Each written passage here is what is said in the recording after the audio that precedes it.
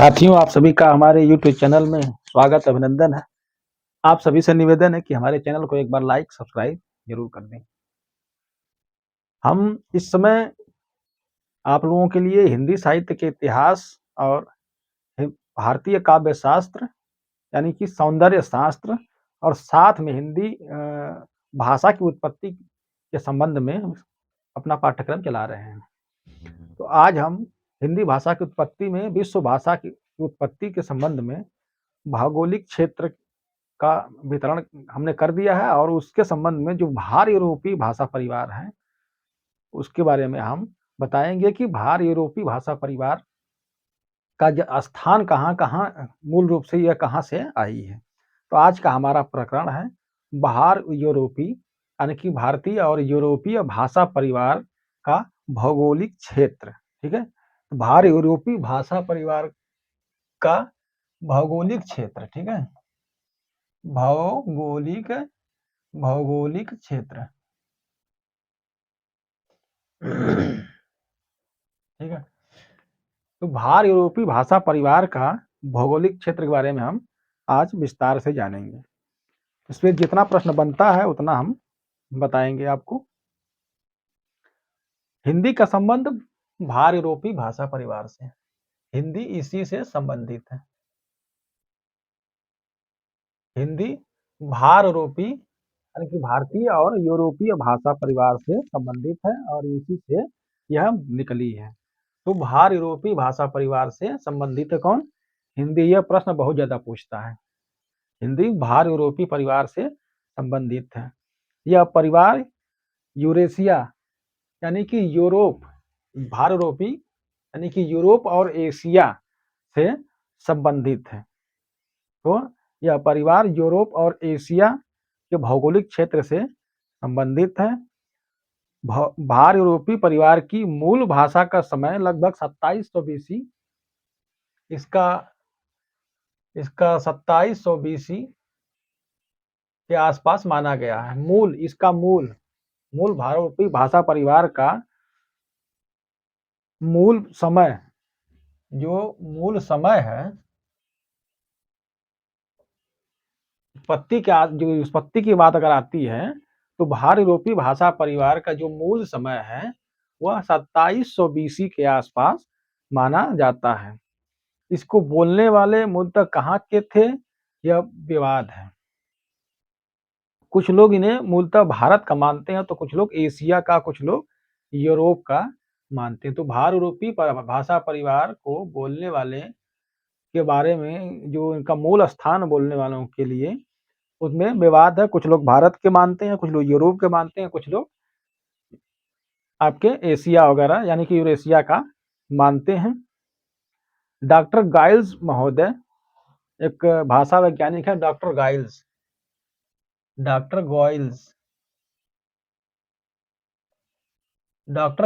ने भार यूरोपीय भाषा परिवार का जो मूल क्षेत्र है वो कारपेंथियन पर्वत को माना है।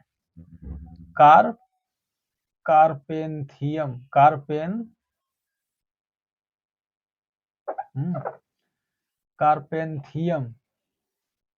पर्वत।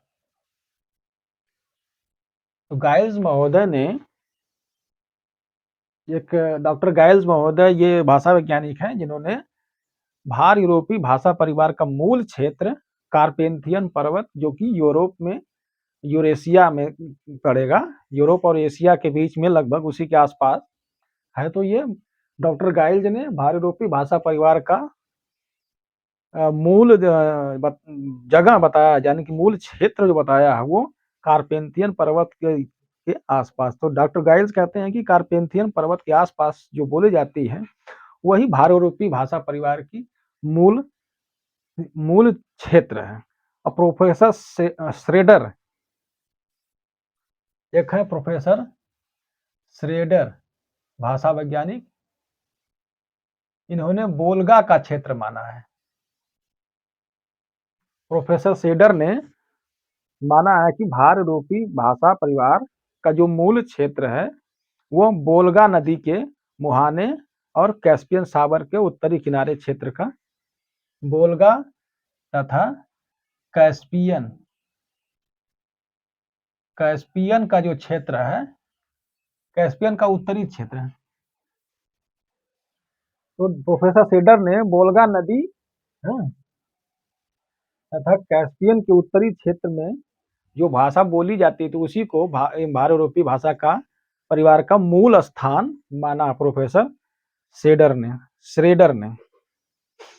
अब बाल गंगाधर तिलक वहीं पे आते हैं। बाल गंगाधर तिलक, इन्होंने भारत-यूरोपीय भाषा परिवार का जो मूल क्षेत्र माना है वो उत्तरी ध्रुव प्रदेश को माना है। उत्तरी ध्रुवीय प्रदेश को माना है।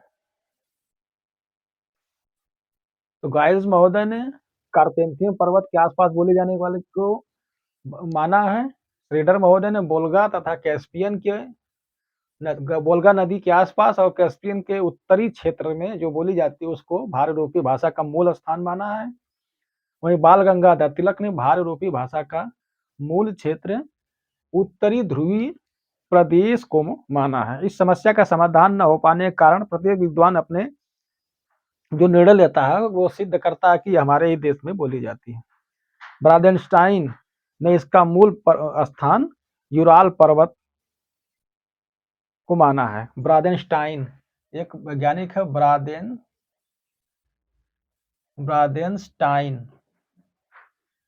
ब्रादेनस्टाइन ने इसका मूल स्थान यूराल पर्वत के दक्षिण पूर्व में स्थित खिर्गिज का मैदान, ये यूराल पर्वत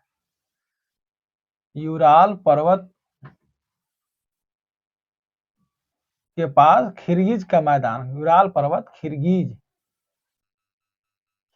का मैदान, इसको ब्रादेनस्टाइन महोदय ने यूराल पर्वत के आसपास जो खिर्गिज का मैदान है उस क्षेत्र को माना है कि भारत-यूरोपीय भाषा परिवार का मूल स्थान है। तो गाइस महोदय ने कार्पेंथियम पर्वत के आसपास की भाषा को कहा है कि भारत-यूरोपीय भाषा परिवार का मूल क्षेत्र है। श्रेडर महोदय ने वोल्गा नदी और कैस्पियन सागर के उत्तरी क्षेत्र को माना है।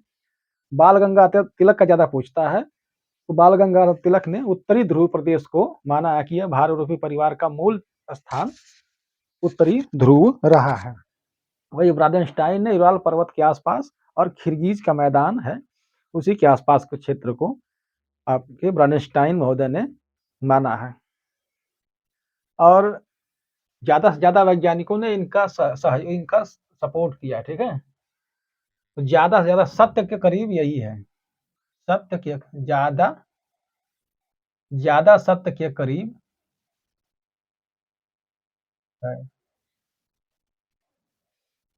ये ब्रादेनस्टाइन महोदय का जो बताया हुआ क्षेत्र है यूराल पर्वत के आसपास जो खिर्गिज का मैदान है, ब्रादेनस्टाइन ने बताया है कि इसका मूल स्थान यूराल पर्वत के दक्षिण पूर्व में स्थित खिर्गिज का मैदान है जो सर्वाधिक सत्य के करीब है।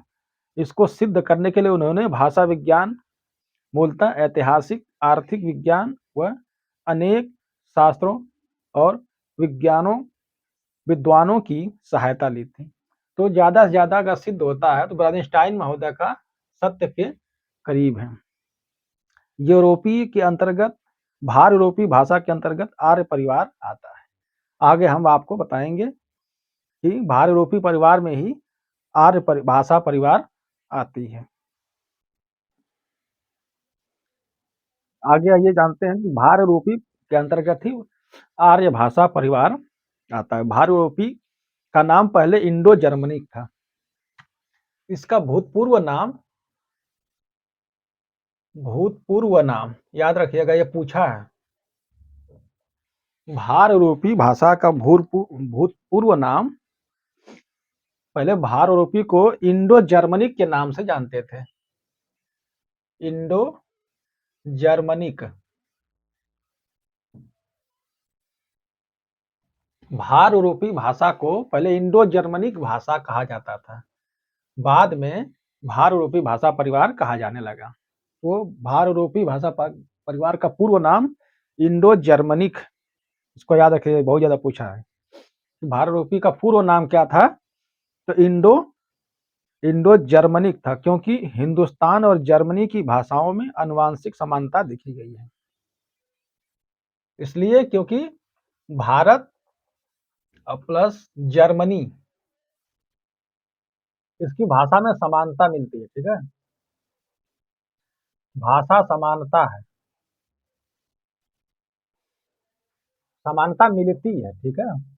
अंशतः मिलती है, पूरी तरह से नहीं लेकिन मिलती है। भारतीय और जर्मनी भाषा में समानता कुछ पाई जाती है, इसलिए पहले इसे इंडो जर्मनिक के नाम से जानते थे, ठीक है?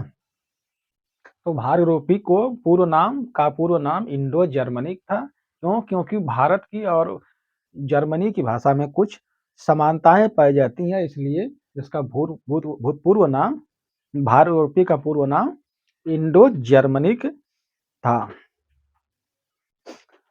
किंतु बाद में पता चला कि जर्मनी की सीमा से बाहर भी अनेक भाषाएं भी इसी परिवार से हैं, जैसे आयरलैंड और वेल्स में केल्टी भाषाएं, जो जर्मनी परिवार से भिन्न है। इसलिए बाद में इसका नाम इंडो केल्टिक रखा गया। पहले इंडो जर्मनिक था, उसके बाद इसका नाम इंडो केल्टिक रखा गया। भाषा वैज्ञानिकों ने पहले भार यूरोपी भाषा परिवार को, पहले इंडो जर्मनिक नाम था। भार यूरोपी भाषा का इंडो जर्मनिक नाम इसलिए था क्योंकि भारत जर्मनी की भाषा में समानता कुछ पाई जाती है, इसलिए इंडो जर्मनिक भाषा कहा जाता था भार यूरोपी भाषा परिवार को। फिर बाद में इसे इंडो केल्टिक भाषा परिवार कहा जाने लगा, ठीक है? पहले इंडो जर्मनी के नाम से जानते थे इसी भार यूरोपी को, उसके बाद इंडो केल्टिक के नाम से जाना जाने लगा, क्योंकि यह आयरलैंड और केल्टिक में, आयरलैंड और केल्टी जो क्षेत्र है वहां की भाषा से इसकी समानता थी, इसलिए इसको बाद में, पहले इंडो जर्मनिक था, फिर बाद में इंडो केल्टिक नाम रखा गया, ठीक है? इंडो केल्टिक के बाद तब जाकर के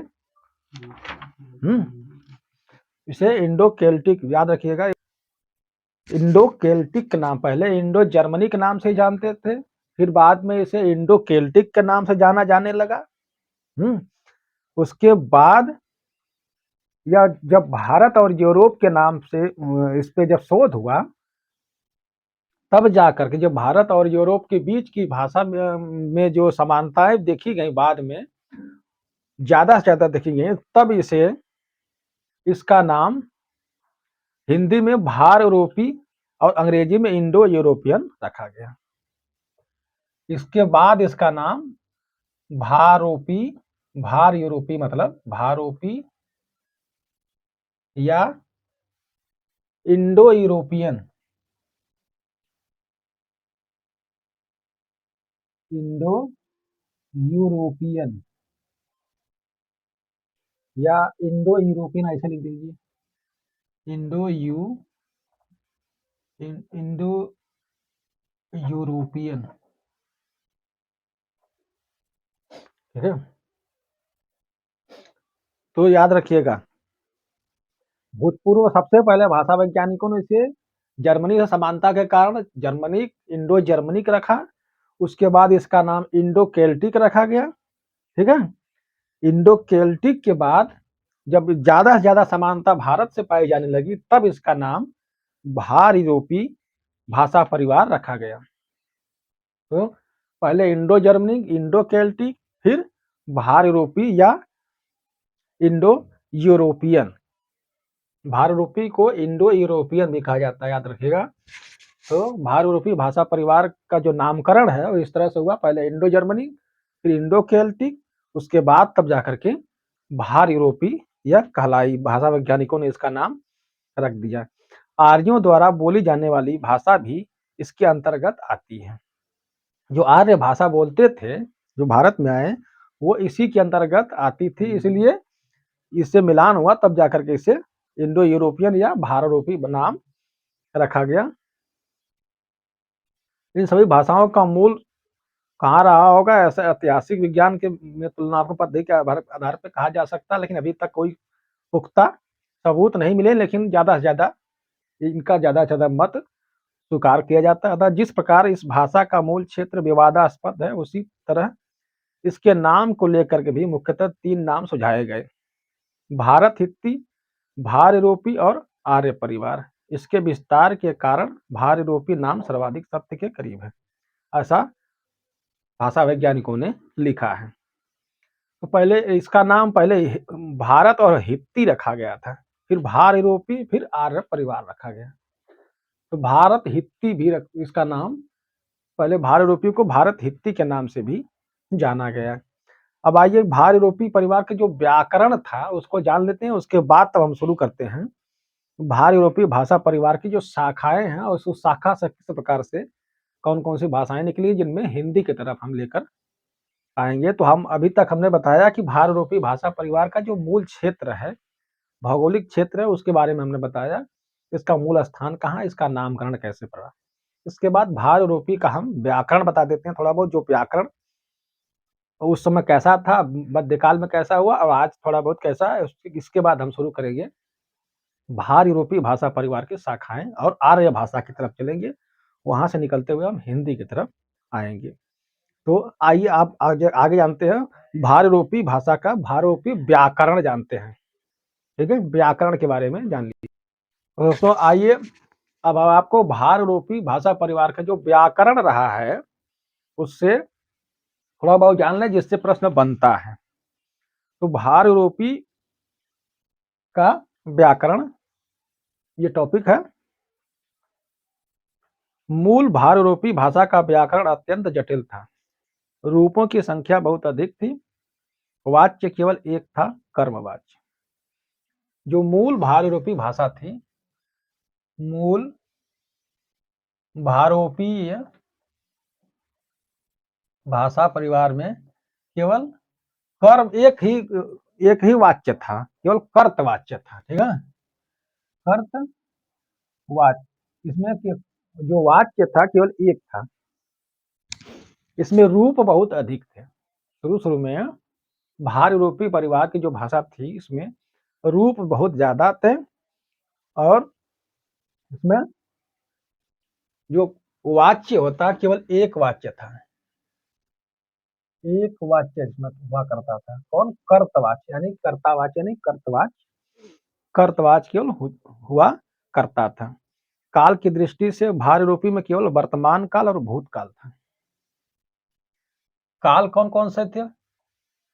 वर्तमान तथा भूतकाल। भार यूरोपी जो जो प्रारंभिक यानी शुरुआत की भार यूरोपी भाषा परिवार की भाषाएं थी, उसमें वाच्य केवल एक था। काल की बात करते हैं तो केवल वर्तमान काल और भूतकाल था। ये पूछा है कि भार यूरोपी भाषा परिवार के जो व्याकरण है, उस व्याकरण में जो काल है,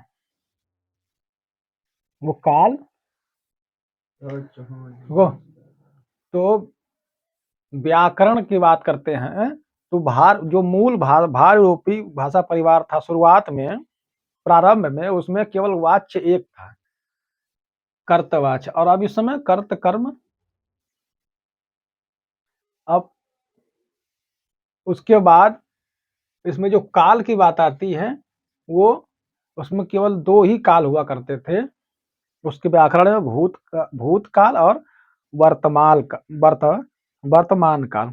भविष्य काल की स्वतंत्रता नहीं थी। इसमें भविष्य काल नहीं था। भविष्य काल नहीं था। यह प्रश्न बनता है कि प्रारंभिक भार यूरोपी भाषा परिवार में तीनों काल हुआ करते थे या कौन नहीं था? तो भविष्य काल इसमें नहीं था। जो वाच्य था केवल एक था, कर्तवाच्य। भविष्य के लिए संभावना का प्रयोग होता था। तो उस समय क्या होता था भविष्य के लिए? इसके जगह पे ये लोग संभावना का प्रयोग करते थे। संभावना का प्रयोग होता था। इसके जगह पे भविष्य के जगह संभावना शब्द का प्रयोग किया जाता था। तो संभावनार्थ का प्रयोग किया जाता था। क्रिया के लिए जिन शब्दों का प्रयोग होता था वही बाद में उपसर्ग लगाए जाते थे। इस परिवार में स्वरों की संख्या 11 थी, जो आज भी 11 है। इसमें स्वर कितने थे? जो प्रारंभिक भाररूपी भाषा परिवार था, उसमें स्वर 11 थे। प्रारंभिक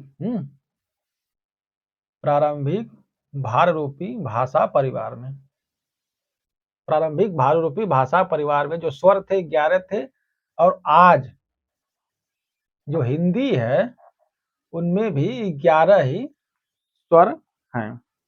तो भाररूपी मूल भाररूपी भाषा परिवार में 11 स्वर थे, और आज भी हिंदी में 11 ही स्वर हैं। री और री ऐसी ध्वनियां हैं जिसे कुछ विद्वान इसे शुद्ध स्वर ध्वनियां मानते हैं। उदय नारायण तिवारी ने री और री को अर्ध व्यंजन माना है। मूल भाररूपी में 3 लिंग थे। इसमें लिंग कितने था? मूल भाररूपी में 3 लिंग थे। 3 लिंग, स्त्री, पुरुष और नपुंसक लिंग। ठीक है, पुरुष और नपुंसक लिंग। तो कर्तवाच 1 था, काल 2 था, और भविष्य के लिए संभावना का प्रयोग करते थे। लिंग इसमें 3 हुआ करता था मूल मूल भाररूपी में, स्त्री, पुरुष और नपुंसक। और स्वर 11 हुआ करते थे, जो आज भी स्वर 11 हैं। पुरुष वचन भी 3 थे, एक वचन, द्विवचन और बहुवचन। मूल भाररूपी में पुरुष, प्रथम पुरुष, मध्यम पुरुष और उत्तम पुरुष।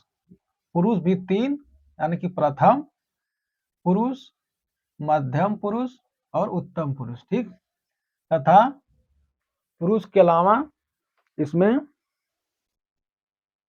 वचन भी 3 हुआ करते थे। वचन भी 3, एक वचन, द्विवचन और बहुवचन। तो याद रखिएगा कि मूल भाररूपी भाषा परिवार का जो व्याकरण हम पढ़ा रहे हैं, इसमें जो व्याकरण के बारे में बनता है, उनमें केवल वाच्य 1 था, काल 2 थे, लिंग 3, पुरुष 3 और वचन। लिंग, पुरुष और वचन 3 हुआ करते थे। स्वर 11, और आज भी स्वर 11 हैं।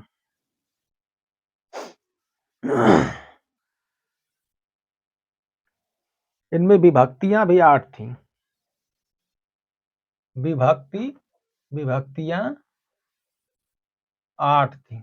8 विभक्तियां हुआ करती थी। मूल भाररूपी परिवार में विभक्तियां भी 8 हुआ करती थी।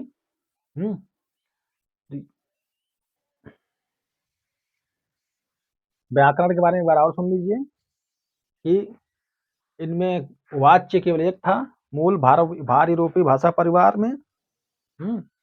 कर्तवाच काल 2 थे, वर्तमान और भूतकाल। लिंग 3, पुरुष 3 और वचन 3। लिंग, पुरुष और वचन 3 हुआ करते थे। विभक्तियां 8 हुआ करती थी। स्वर 11 थे, और आज भी 11 स्वर हैं। और इसमें जितना बदलाव है आप जान ही सकते हैं कि आप 3 है, कर्त, कर्म, भाव, भावे, भाव है, यानी कि 3 कर्तव्य भी, वाच्य भी 3 हो गए हैं। अब उस समय की जो मूल भारतीय भाषा थी वो समास बहुला श्लिष्ट योगात्मक थी। मूल भारूपीय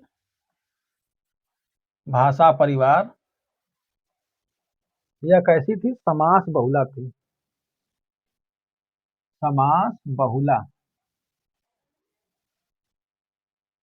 समास बहुला यानी कि समास बहुला का अर्थ ये होता है कि बहुत ज्यादा बातें थोड़े शब्दों में लिख दिया जाता है, उसे समास बहुला कहा जाता है। तो इसे चिपका हुआ या श्लिष्ट योगात्मक कहेंगे। समास बहुला श्लिष्ट योगात्मक। मूल भाररूपी भाषा परिवार समास बहुला श्लिष्ट योगात्मक भाषा थी। समास बहुला की बहुत सारी बातें छोटे शब्दों में लिखा जाता था। जैसे संस्कृत में है ना, संस्कृत में कई शब्द एक दूसरे में चिपके हुए होते हैं और व्याकरण सम्मत होकर के वह बहुत सारी बातें 2-4 पन्नों की बातें एक लाइन में लिख दी जाती है या एक ही श्लोक में लिख दी जाती है, वही है गोया समास बहुला या श्लिष्ट योगात्मक। ठीक है? तो मूल भारत-रूपी भाषा कैसी थी? समास बहुला और श्लिष्ट थी और योगात्मक थी। मूल भारत-रूपी परिवार में संख्या के लिए दशमलव प्रणाली चलता था। इसमें संख्या संख्या के लिए मूल भारत-रूपी भाषा परिवार में संख्या के लिए दशमलव प्रणाली प्रसिद्ध थी। दशमलव प्रणाली चलती थी। मूल भारत-रूपी भाषा परिवार में जो संख्या के लिए वो लोग दशमलव प्रणाली का प्रयोग करते थे। तो पूछता है मूल संख्या के लिए किसका प्रयोग? अभी इस समय संख्या के लिए क्या अंतर्राष्ट्रीय संख्या प्रयोग की जाती है। तो उस समय दशमलव प्रणाली जो संख्या के हुआ करता था, उसका मूल भारत-रूपी परिवार में प्रयोग किया गया है। क्रिया आत्मनेपद पद और परस्मय पद था। इसमें उत्तर अवस्था में 5 क्रियार्थ थे। तो ज़्यादा इसमें कुछ नहीं है। इसके बाद हम आते हैं, ये उस भारत-रूपी भाषा परिवार का व्याकरण भी हो गया। अब हम आपको भारत-रूपी भाषा परिवार की शाखाएँ बताएँगे, किस प्रकार से शतम वर्ग और केंतुम वर्ग से अलग-अलग होती है, कौन-कौन सी भाषाओं के बारे में पूछता है। तो भारत-रूपी भाषा परिवार की शाखा और उसमें शतम वर्ग और केंतुम वर्ग अगला वीडियो हमारा होगा। तब तक के लिए नमस्कार।